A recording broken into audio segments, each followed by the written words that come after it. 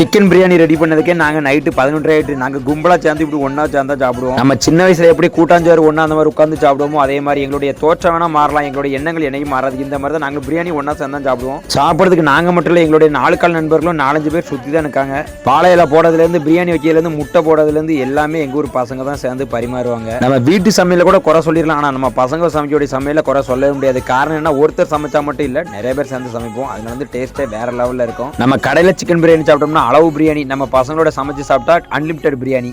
சில பேர் நம்மளை வந்து கமெண்ட்லேருந்து ஓசி சாப்பாடுன்னு சொல்லுதாங்க. நாங்கள் வந்து மொத்தமாக ஒன்றா சமைச்சு தான் சாப்பிடுவோம். பிறகு வந்து அமௌண்ட் எவ்வளோ வருதோ அதுக்கேற்ற மாதிரி தனித்தனியால நாங்கள் மொத்தமாக கொடுத்துருவோம். நம்ம என்ன தான் கடைகளில் விதவிதமாக சமைச்சு சாப்பிட்டாலும் இந்த மாதிரி பசங்களுடைய சமைச்சு சாப்பிட்றதே வேறு லெவலில் தான் இருக்குது. சொர்க்கமே என்றாலும் நம்ம ஊரே போல வருமா. நாங்கள் எப்போ பிரியாணி கிண்டுனாலும் பிரியாணி மிச்சர் மாதிரி தான் நாங்கள் கிண்டுவோம். காரணம் என்னென்னா, மிச்சம் உள்ளவங்க வீட்டுக்கு கொண்டு போவாங்க. நானும் சாப்பிட்டு அங்கேருந்து கிளம்பிட்டேன். எங்களுடைய 4 கால் நண்பர்களும் நாங்களும் பிரியாணி கொடுத்துருந்தோம். யாரெல்லாம் இந்த மாதிரி ஊர் பசங்களோட பிரியாணி சமைச்சு சாப்பிட்டுங்களோ மறக்காம கமெண்ட் பாக்ஸில் கமெண்ட் பண்ணிடுங்க.